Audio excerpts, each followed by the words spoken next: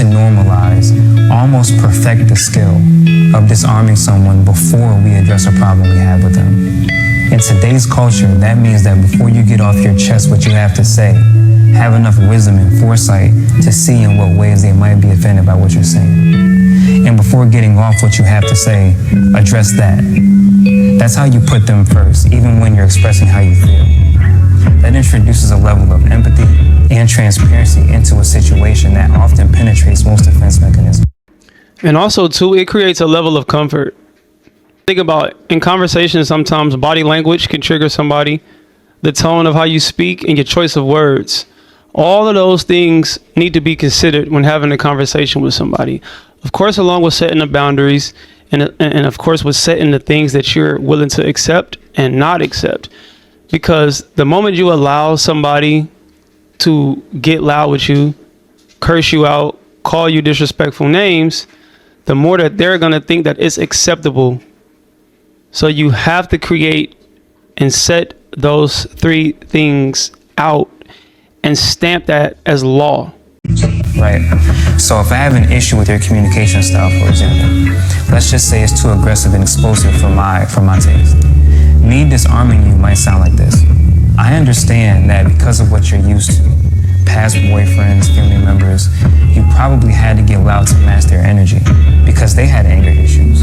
Or you became aggressive because it was mimicked in your household growing up. So I want you to understand that I acknowledge that you're trying to communicate. But the way in which you're doing so makes it harder for me to receive because it's coming off as anger instead of communication. I'm not attacking you by saying that. I'm just being honest about how I feel. Disarming people before addressing them is a skill that will take you a long way because once they respect your approach, it's more likely for them to respect your thoughts. Phenomenal video, man. I think basically what he's saying, to break it down even more, this is psychological gymnastics. This is psychological psychosis or hypnosis in a sense. You're basically manipulating a person's mind. You're manipulating their feelings, but in a good way. You're making them feel heard. You're making them feel seen. And with even still doing that, creating boundaries for the conversation. This is an elite way of becoming a leader, being a leader. Women can use this same weapon as well. Sometimes we get, again, too caught up in our feelings when it comes to ego. You have to have an outer body experience. Sometimes you have to think for other people in order to know where a person is coming from, or in order to keep the peace. Sometimes you have to think for another person. My grandma always told me, don't drive for yourself. You drive for yourself and others. Not only do you drive for yourself, not only do you drive for yourself, but you drive for yourself and others. And basically what she's saying is you have to be attentive to other people's behavior. You have to pay attention to somebody else's crazy, chaotic ways of driving. And not to be extreme, but sometimes people have a very toxic way of communicating or a toxic way of doing things.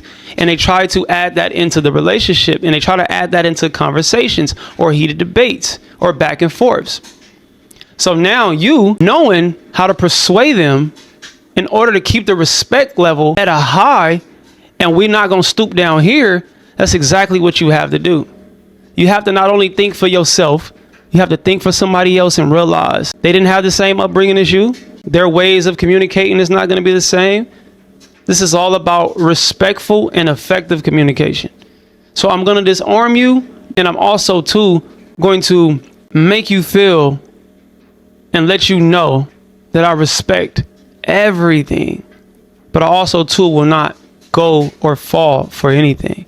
Talking to my friend today, and we were talking about the art of conversation. And I said the art of conversation has gotten so lost that when you run into it, it gets mistaken for love. And here's what I mean by that. When's the last time you actually had a genuine conversation with someone that wasn't surface level or performative, but it was present, it was filled with curiosity, there was a genuine back and forth? The person actually listened. They responded with intention.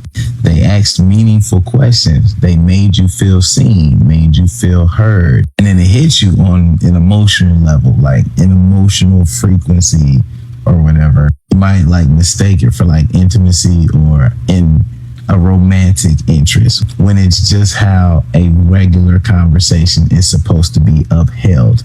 But people have lost that skill. That's very true. But also at the same time, this is how people fall in love. And I get conversations are supposed to be deep. And since it is such a rare act, those who stumble across or find someone who can stimulate them when it comes to conversations, it tends to fall into love. It tends to become a strong attachment or attracting kind of vibe just because of that, exactly what you spoke about, it being a rare thing. It's not common. It's not common to find somebody who can make you feel comfortable with conversation. It's very rare to make somebody feel like they can just open up to you. Most people don't have that.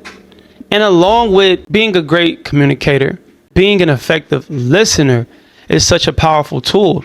So when you can get somebody like that in your corner, or you can find somebody like that, it's not that they're mistaking those deep conversations for love. It's just that love is connected to those deep conversations, and those conversations just sometimes blossom into love. It's just what communication is supposed to be. That's what communication is supposed to feel like. But you think you're in love. And I think people confuse basic connection for deep love because they don't receive it enough, or they don't get it enough. That's why I be telling y'all to go and mingle with people, so you don't fall in love with the first person who can actually have a decent conversation. For example, I was out last weekend and I ran into this chick that actually knew how to flirt, and her nonverbal cues were on point. I'm like, oh, you really like that. And what's crazy is I haven't ran into a chick that actually knew how to flirt in a long time. So now that can get confused if you misstep and move too fast. You see what I'm See, I think that's all based off of your intentions too. Like if you flirting just because you're a flirtatious person, then you know what it is. You know what I'm saying? Like if you know your goal is not to get numbers at the end of the night or find a date, you know what I'm saying, for next weekend, then it's just some casual flirting energy going on. So it's like, I feel like most people need to start thinking for themselves as well and start being able to read what's going on. Because most of y'all are naive to certain things and y'all don't pick up. Or sometimes I'm gonna just say it like this. If you talking to somebody that's a server and their job is to flirt, you got to realize that sometimes that's just what they're doing. If they're just flirting with you because they're probably good with flirting, they're probably good with getting tips, which is a part of it as well. It's to persuade you to feel a certain way. As a server, it's almost like you're a counselor. It's almost like, you know what I'm saying?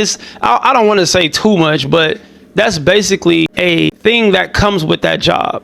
And most men tend to kind of mistake that. But if you're out randomly and a girl is flirting with you, then it's probably because she likes you and she's interested, and vice versa. But just be able to read the room is all I'm gonna say on that. Be able to pay attention to what can go further than that. But I think if a woman is flirting or if a man is flirting and they're interested, and if you shoot your shot and it don't go well, then it just don't go well. I'm saying? So now there's But I don't think it wouldn't go well. solid baseline. So there's some interest there, obviously. But you still got to be careful. You know what I'm saying? That should be necessary when y'all talk about bare minimum things. Bare minimum should be you knowing how to hold a conversation, which most don't know how to do. I think most people are listening to respond. A lot of y'all miss valid points, because you're so eager to say something and get something off your chest. I think a lot of people always try to one-up people in the conversations when it's just like, hey, just listen. See, that's when it become a battle of the ego thing. I remember having a conversation with a young lady, and she just was talking about everything that she's accomplished, all her accolades. Oh, I go to school. I'm in college. My family's this, that, and the third. I come from this kind of family. We're all this, that, and the third. You know what I mean? We're superior. We're higher beings. We're this. We're smart. And there's nothing wrong with that. And there's nothing wrong with that at all. But I felt like because she asked a question about family and I got to talk about my family, I felt like she was trying to one-up me in a sense. And I don't come from a family of money. I don't come from a super educated, everybody's in college, everybody's, doing really, really well. I don't come from that. So I was like, is this a battle of the family? Are we doing a battle of achievements and awards? It's like, eh. So for me, that was a turnoff because I didn't see why that was necessary. And it wasn't like I asked in return. She asked a question about family. I answered. And then she just got to running off at the mouth about her family. And I'm like, that's what's up. But the way she said it, it sounded like she was trying to basically say like, oh, I'm this. My family, we're this. And we don't do this. Yeah, we don't talk to people. I'm like, pay attention. Listen. Because she could have said something in there. Like, she said what she said. And if I just wasn't who I was, with me being attentive and paying attention, I could have just bypassed that and still tried to pursue or still try to, you know what I mean? But I didn't because I just know this is not going to go well. Because I know what I like, I know what I want, and my intentions are always going to be clear. I'm always going to pay attention to what you're saying. I know where it would go and where it wouldn't. That's why I'm a big fan of witty banter. If we can't engage in witty banter and we can't hit that tennis ball back and forth across in a genuine conversation, I got nothing for you. You know what I'm saying? I think holding a normal, deep level conversation is regular. As y'all would say, bare minimum. So I think that should be a standard for most people. Otherwise, when you experience it, you're going to move too fast and you're going to misstep. I believe that most people should work on keeping it surface level with the questions. I think sometimes people get a little too personal with conversations and it can throw a person off. Because now I have to think, and it almost starts to feel like an interrogation, or it almost starts to feel like an interview. And that's the one thing that you don't want to do. You want to make it feel comforting. You want the conversation to be smooth. You want it to flow well. You want her to start opening up without you even having to ask a billion bunch of questions. You want to make her feel so comfortable that when she leaves there, you get that text. The conversation was so great. I had a great time. Love talking to you. Can't wait to talk more. All of these things are going to be validation on you being a great conversationalist, you knowing how to have a conversation. So just work on simple things. I would say just keep it surface level in a sense, but also still know how to get deep, or still figure out a way to how to, like, you can still learn somebody without asking too personal questions. There's a difference between getting to know somebody surface level and then actually being able to like keep it respectful, but also getting a feel of who they are. You know what I mean? So you don't have to ask stuff like, how many dudes you sleep with? When was the last time you had intercourse? You know what I'm saying? Like, oh, what kind of dudes? What was your last dude? Like, it's like, bro, you doing a lot right now. And even if you were to ask those questions, there's still ways about asking your questions. Like if you wanted to know about her prior history and who she used to date, you could have been like, so what's your type of man? Now, some women don't like answering that question because they feel like if they answer it, you're going to try to fit whatever she's saying. You're going to try to fit the build of whatever she's saying. So if she say, I like a man that's nice, that's thoughtful, that buys gifts, da da da da. Now in your mind, in her mind, she thinking, oh, I'm gonna be that man for her.